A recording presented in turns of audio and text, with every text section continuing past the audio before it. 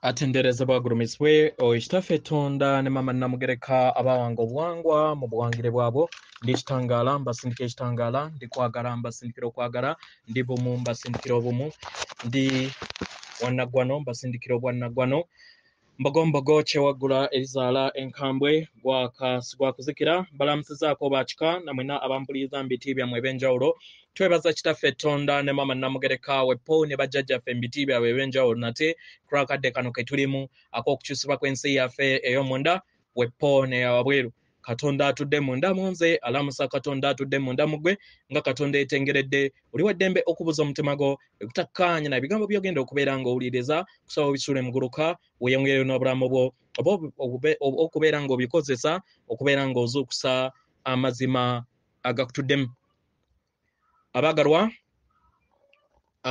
nga tetunaba kubeera nga tutandika omusomo gw'akadde kano waliwo ensonga lwaki njogera ekigambo nti otandika kukyusa nsi yo ey'omunda ensi bagitondera nakuwekyusa munda nga tonnaba kubeera ng'okyusa ebyawabweru so ensi eyo gy'oyagala olina kusooka kumala kwekyusa ggwe Buganda gy'oyagala olina kusooka kumala kwekyusa nga ggwe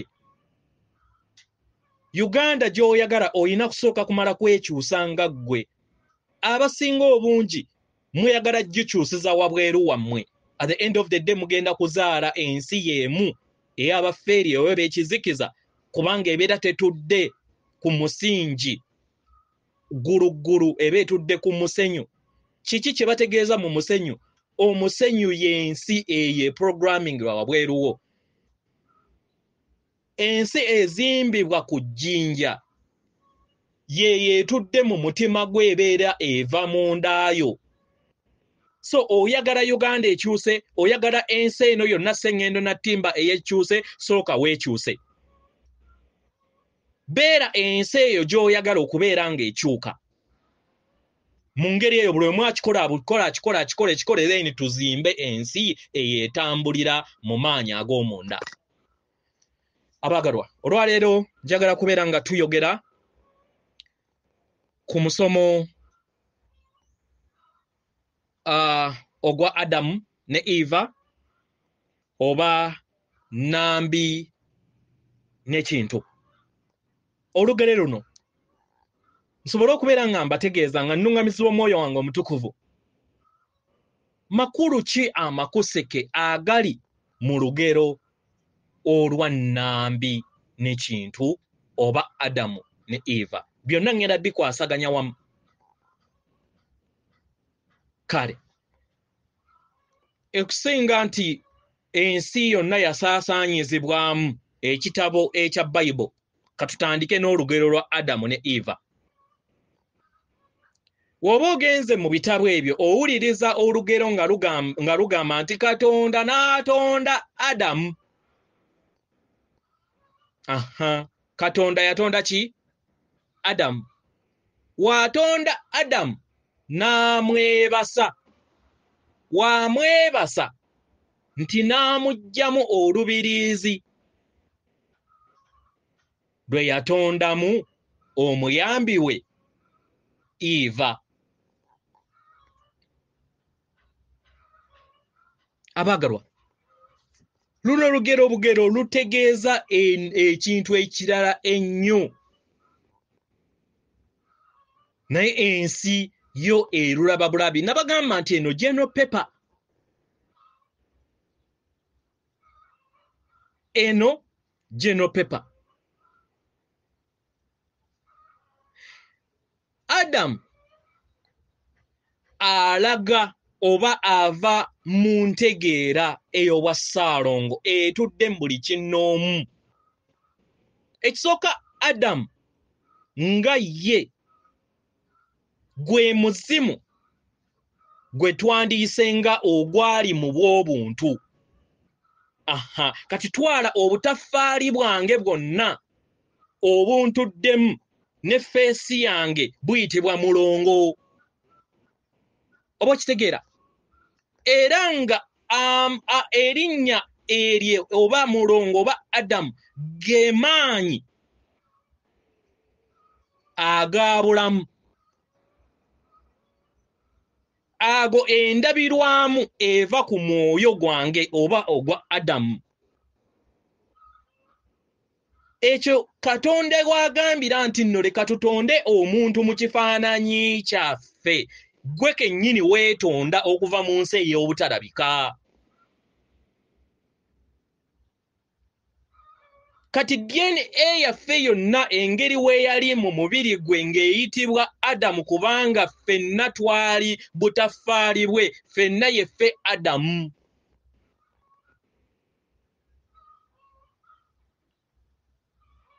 Oba kitegera? Era okubeera nga bakugamba nti nno baasooka ne batonda Adamu nga tebannaba kutonda Eva, kitegeeza nti entegeera y'obwa Saalongo n'obwa Naalongo yali eri bumu. Mukitegera? Entegeera y'obwa Saalongo n'obwa Naalongo yali eri bumu. Era nga bakkaanya. Kiki kye tutegeeza mu kino? Mu biro ebyo Adamu yali amanyi oba abantu mu kiseera ekyo mu lubereberye nga batuwa omwoyo, twali tumanyi nti tutuddemu omwoyo gwaffe gutuddemu amaanyi ag'ekisajja n'ekikazi. Oba mukitegeera? Twali tukimanyi. Era twali tumanyi nti nno ffenna tutambulira mu ttuluba ery'ekisajja n'ekikazi mu bulamu obw'enjawulo.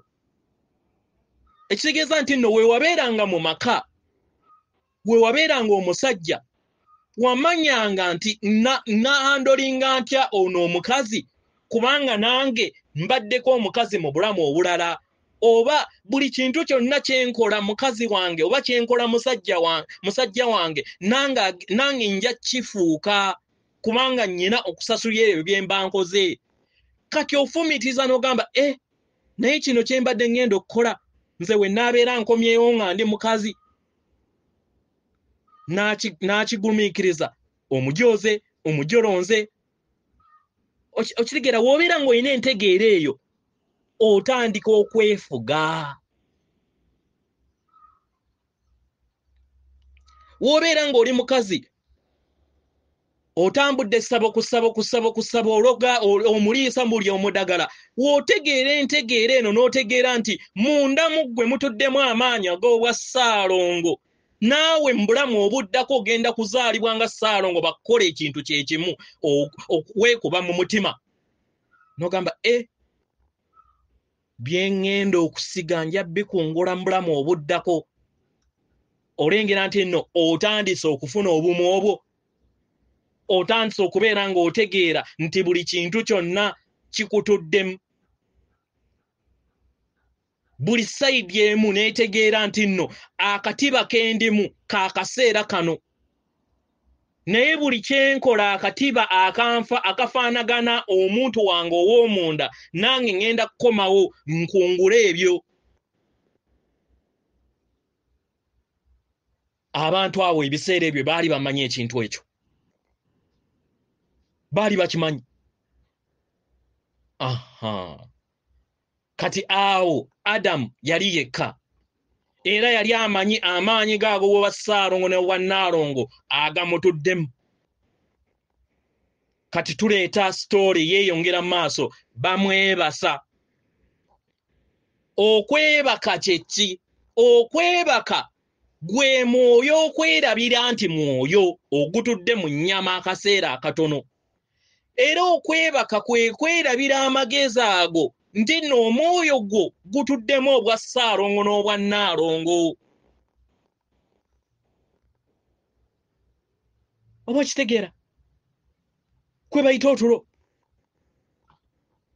Gwe mutunulire ensi engeri weeri mutulo, mugitunulire. Omusajja yeefuula naggwano tagambwako, naye nga tamanyi nti waliwo ku bisenge ebimu gye bamuyinanga jjajja mukyala. Omukazi aloganga ayagala bamwagala ennyo ayagala bamukole buli kimu bamukolere simanyi banjagale simanyi bakole ki tamanyi nti waliyo mu bisenge ebimu be bamuyinamu nga jjajja mwami takimanyi.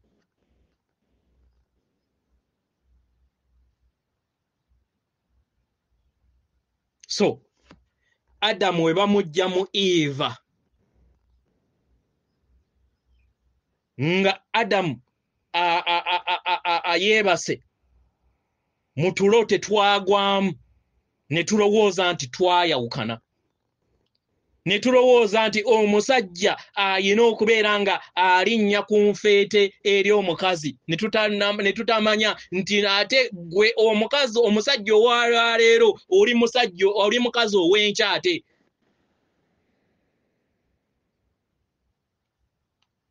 Okitegera muganda wange? Yes. Ekigambo Adamu kitegeeza entegeero y'obwa Saalongo. Eyo ezaala ensi erabika gwe mubiri gwo na buli kintu kyonna ky'obeera okoze eki. Entegeero ey'omunda ey'obwa Naalongo yezaala ebyo ebivudde mu ntegeero ey'obwa Saalongo. Y'ensonga lwaki Sengendo Natimba amanyikiddwa nga maama Natimba. Kubanga mu bwamaama oba mu bwa Naalongo bwe buzaala amaanyi bwe butuddemu amaanyi ag'obutonzi agatonda y'ensi gy'olaba. Bwe kityo bwe kiri naawe mu mubiri gwo. Otuddemu amaanyi ag'entegeero ey'obwa Naalongo mu luzungu gwe bayita subconscious mind. Entegeero ey'awabweru y'ey'obwa Saalongo ye conscious mind. Bye bimu.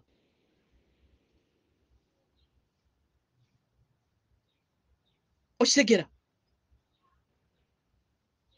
So twayawukana mu ntegeero eno. Kwe kugwa kw'omwana w'omuntu. Okitegera? Kubanga buli w'obeera mu tulo n'ettumba lyo ego naye ezaalibwa. Ate ettumba lino buli kiseera libeera lyagala okubeera nga likola ki? Nga lyerifuga. Ettumba eryo gituddemu ani? Mu mulongo kiddugavu.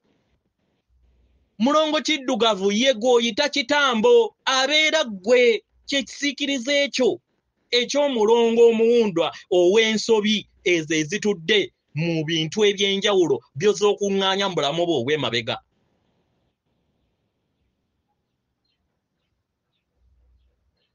Ate omulongo omweru y'oyo akulindiridde okusobola okubeera ng'odda mu kitangaala. So toyina kulwanagana na sitaani wo. Toyina na kulwanagana na kizikiza kyo naye kukikkiriza n'okiwambaatira.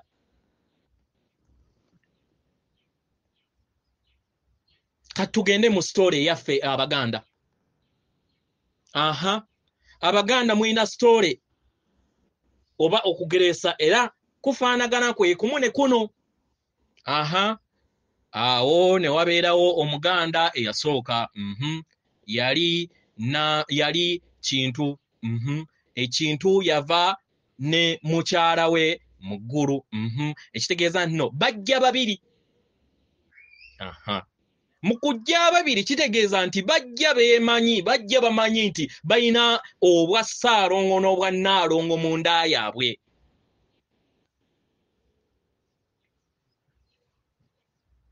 Okitegera? Enjawukana just nti wali mu Bible baagamba nti oli baamwebasa. Naye okujja kwa Nambi ne Kintu y'entegeero y'obwa Saalongo n'obwa Naalongo omuntu gye yali amanyi mu kaseera ako ng'Omuganda. Okuddayo kwa Nambi okukima obulo obw'enkoko kwe kwawukana okwajjawo omusajja n'alowooza nti wanjawulo ku mukazi. Ne mwerabira amagezi ago amatukuvu nti mutuddemu amaanyi g'obwa Ssaalongo n'obwa Nnaalongo ge muzze mutambuliramu mu bulamu obw'enjawulo. Mulolebere kye mwali mumanyi ng'Abaganda. Okitegeera omwagalwa?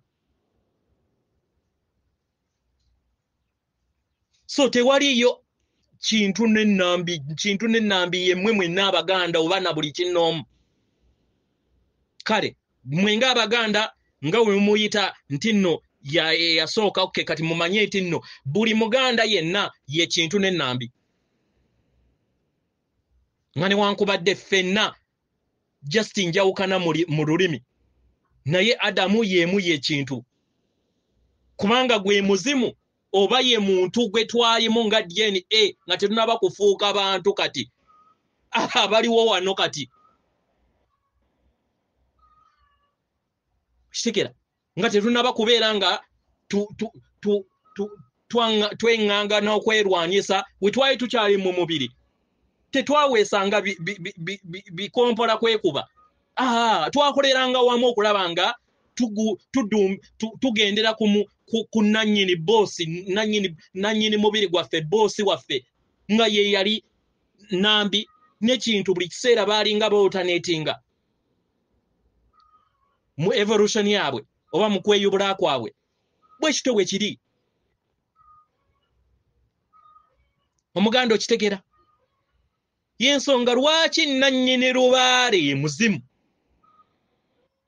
Nannyini lubaale atudde ku sseŋŋenda eno ye Nambi n'Ekintu.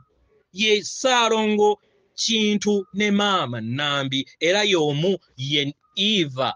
Ye Adamu ne Eva. Naye ekyo kitegeeza obutafaali bwabwe bwonna bwali bwina feesi yaabwe kati ye ffe. Buli kinnoomu ku ggwe ye ggwe Nambi, ye ggwe Kintu, ye ggwe Adamu, ye ggwe Eva. Okitegeera? Ye ggwe Eva. Ekyo kye bakulaganga Sitaani ye mulongo we w'ekisikiize we weerabira ng'ogudde mu tulo okubeera nga wavaamu ne weerabira amagezi ago amatukuvu agaali gakutuddemu n'engeri gy'otondamu ensi yo. Mu ngeri eno omulongo ow'ekizikiza ye yakuleeterawo ettumba. Ettumba eryo buli kiseera ly'osalawo okubeera ng'okozesa ng'okomyewo mu bulamu obulala. Watema omukyala mu bulamu obw'emabega wamusanga n'omukazi oba n'omusajja amanyi omulala. Wamutema. Akatambi ako kalina okuzannyibwa nate mu bulamu bwe obuddako. Kati w'okozesa ettumba kubanga ddyo lijja mu mulongo ono w'ekizikiza era ojja kusanga ng'ojja kwanguwa okulonda ejjambiya. Onaakomawa buli kiseera okubeera ng'ozannya akatambi ke kamu. Y'ensonga lwaki buli kiseera tubagamba mudde mu mutima musobole okubeera nga mulonda ekkubo eppya. That is the logic.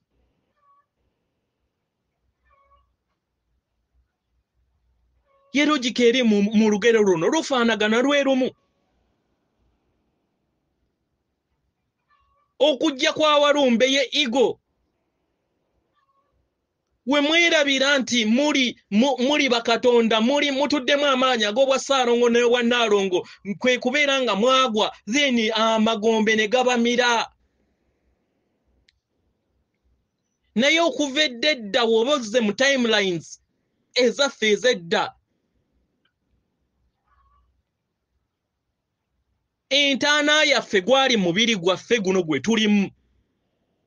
Kubanga gwatubeera okubeera nga gututeekako ekkomo obutategeera kiki kye tuli nti tetuli mibiri naye tuli myoyo era tutuddemu obwa Ssaalongo n'obwa Nnaalongo.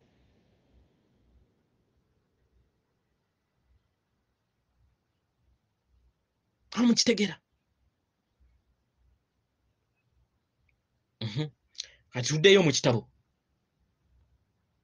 mu ngeri eyo mu kitabo ne babagamba nti Adamu ne Eva bazaala abaana baabwe babiri abaana baabwe bano babiri Abero ne Cain. Abero wakola saddaaka eye endiga simanyi oba endiga oba kiki kyali kisolo n'akisala ekyo ekyali ekinene ennyo n'akisalira Katonda era n'asanyuka. Then Cain n'awaayo ebibala. Mu kuwaayo ebibala yawaayo ebitali birungi. Katonda n'anyiiga n'atabisiima. Cain n'afuna obusungu eri Abero era natta Abero nti yawuliriza sitaani yani nti yawuliriza ettumba lye. Omulongo kisiikirize we yamuwuliriza natta muganda we. Bino byonna bisongera Abero ne Cain yeggwenze naawe. Ekigambo Abero kitegeeza makyusa. Muva mu kubeera nga muwaayo ebibala mu dimensions eziddako y'ensonga lwaki mu dimensions eza waggulu tewaliyo kusala musaayi, tewaliyo kulya bisolo. Muva mu dimension ey'ebibala mudda mu dimension y'okusala omusaayi kwe kugwa. In other words, amakulu gali mu saddaaka ey'omusaayi. Nga muva mu kuwaayo ebibala eri Katonda mwatandika okusalira ekintu ekitali mu mayengo g'eggulu. Kubanga mu kiseera ekyo omwana w'omuntu yali amanyi nti ebisolo bitudde mu myoyo. Ng'ebbaluwa y'omulongo we yabagambye Matiya eggulo.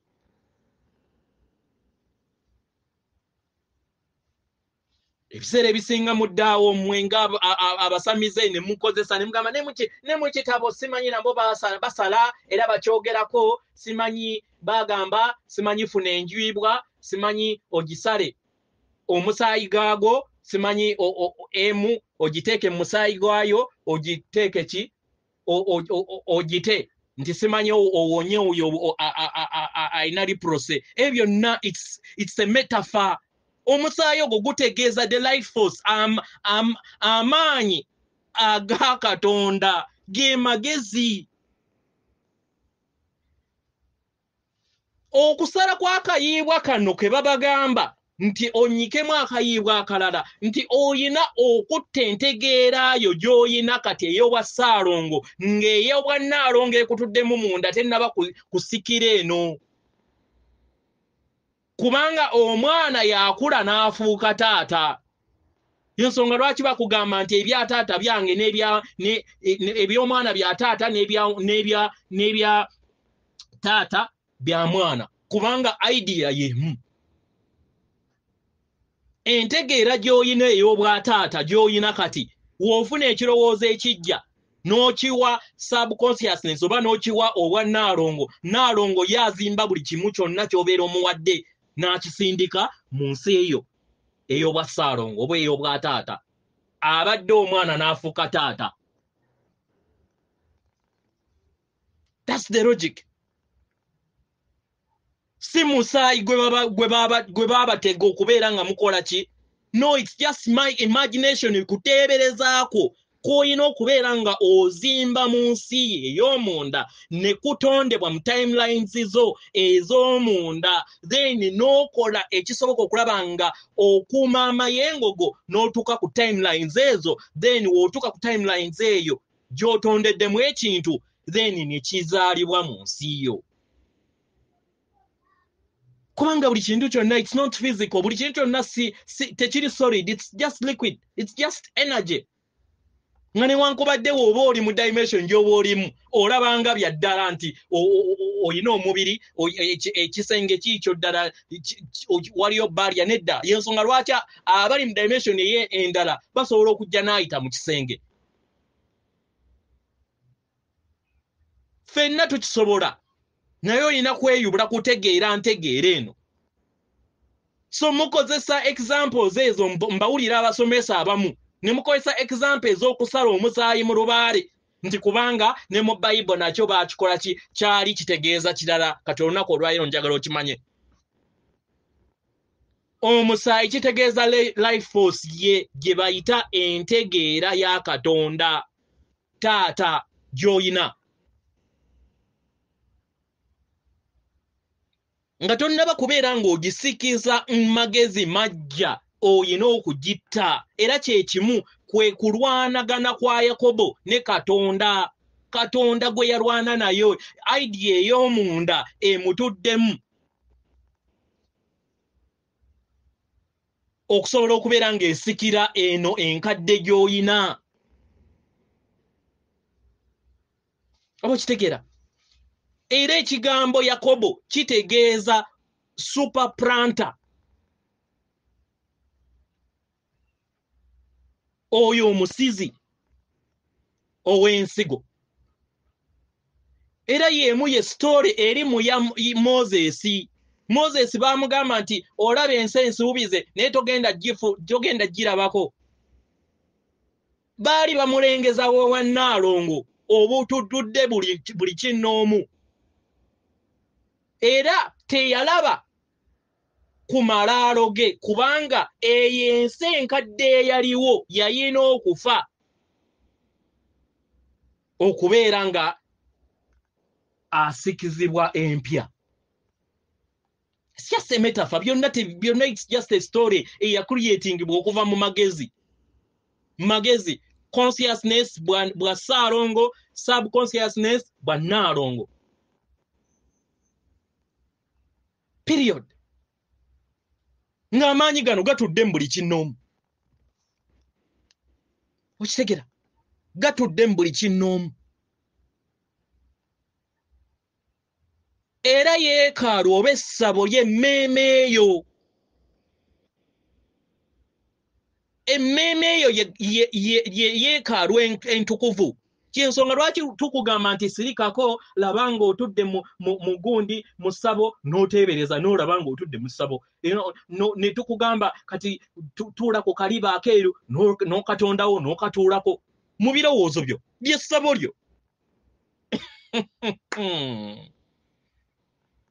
Gye bayita temple, gye bayita church oba gye bayita byonna, it's your mind ly'essabo lyo. Ye tempo yo.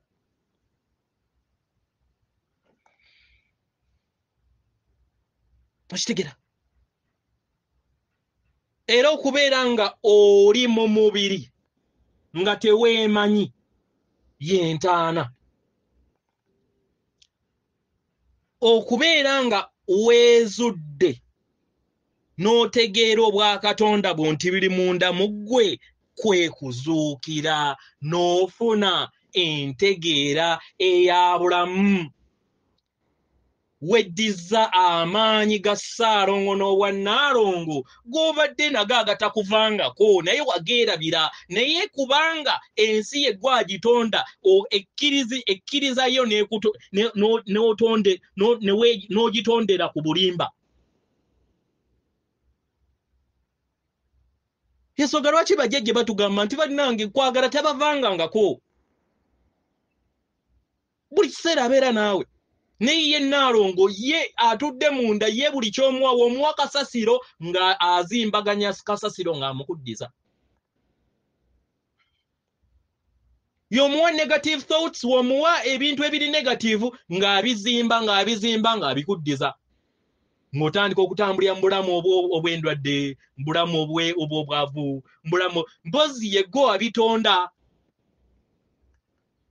Gwe buli w'omuwa ebiri positive nga yazimba akuzimbira ebyo by'omubeera omuwadde.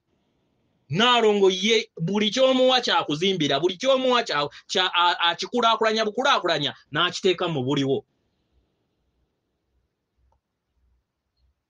okitegera. So yeyo story eri eva mu lugero lwammwe olwo lwe baabatega olwa Adamu ne Eva olwa Kintu ne Nambi byonna kyekimu n'abalala bamuyita mu ngeri ya njawulo era nabo bayina story ez'enjawulo simanyi gya pidi na bongo byonna bitegeeza kintu kyekimu. So omwagalwa wokera ku makyanga oli musajja ng'omanyi nti nno byonna by'oyisaamu mukazi wo ogenda kukomawo mu bulamu obuddako ng'oli mukazi tolaba nti nno ogenda kwekuba mu mutima ogambe ntuddemu nange omukazi ekitegeeza buli kintu kyonna kyenkola ne mmulumya. Oyinza okubeera ng'okola kasasiro naye nga tabitegedde ego si musango naye kama oba obululume buva kasita olumya ono kasita olumya omulala then oli naalonga akomye abeera atudde munda ayina okujja n'ayambala figa ye ey'ekikazi naawe n'osasulira kiri kye wamuyisaamu. N'abakazi abaloga abasajja ne mubaliisa buli kazambi yenna singa mulina okutegeera n'okumanya nti mulimu ekyassa mulimu obwa Ssaalongo bwe batuddemu mujja kweddako. Olengera nti kati oba ofuuse mukama w'obulamu bwo you become a self master kubanga otandise okubeera ng'otegeera ti kyosiga kyokungula. Okikungula otya nti byonna by'oliisa by'omuloga byokola ki naawe ogenda kukomawo babikole. Bayinza obitabikolera wano ku planet eno naye bajja bikolera mu planet endala kubanga amayenga gatukola gegamu. That's the logic of life. So weewaawo so kansubire nti mutegedde bulungi kiki kye muyina okubeera nga mutegeera. Yensonga lwaki Ssaalongo Kintu ne maama Nambi wajja n'abagamba nti siyita nzekka. Lwaki atuddemu amaanyi agabulamu era mu lubaale akulira lubaale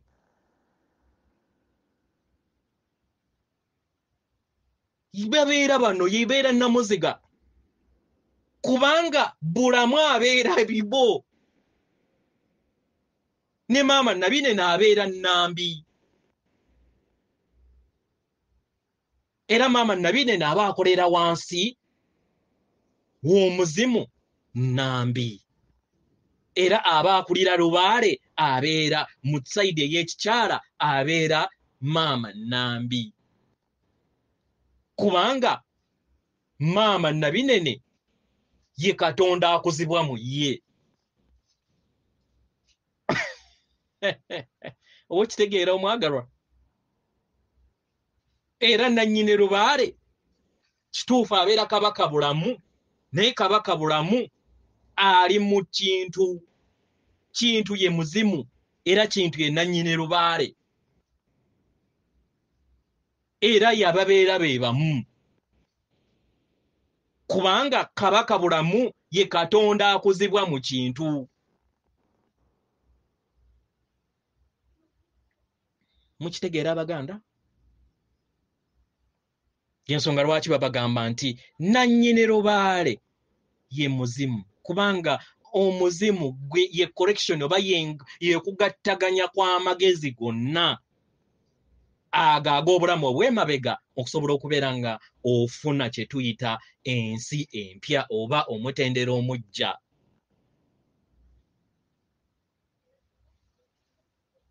Yensonga lwaki buli agenda ettanda mukola ensobi mugenda ne muwikka musajja mukulu bulamu ne mwerabira Kintu namuziga etambulirako buli kintu kyonna.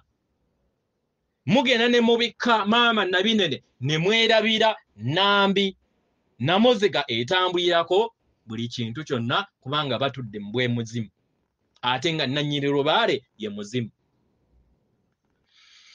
Weewaawo atenderezebwa agulumizibwe Kitaffe Tonda ne maama Namugereka abawanga obuwangwa mu buwangire bwabo. Katonda atudde munda munze, alamusa Katonda atudde munda mugwe. Akuume.